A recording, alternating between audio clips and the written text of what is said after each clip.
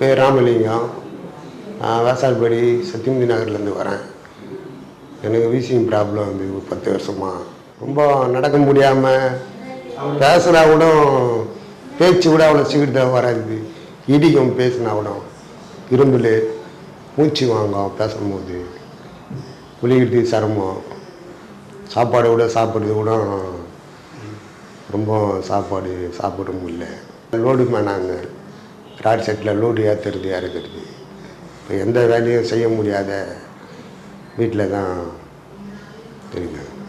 ஹாஸ்பிட்டலில் எல்லாத்துலேயும் பப்புக்குப்பெல்லாம் வச்சு பார்த்தேன், எங்கெங்கேயோ மருந்து வாங்கி சாப்பிட்டேன், எல்லா ஹாஸ்பிட்டலையும் பார்த்துட்டேன். எந்த மாத்திரை மருந்து செட் ஆகலை. இந்த டிவியில் விளம்பரம் பார்த்துட்டு வந்து ட்ரீட்மெண்ட் எடுத்துன்னுக்கிறேன்.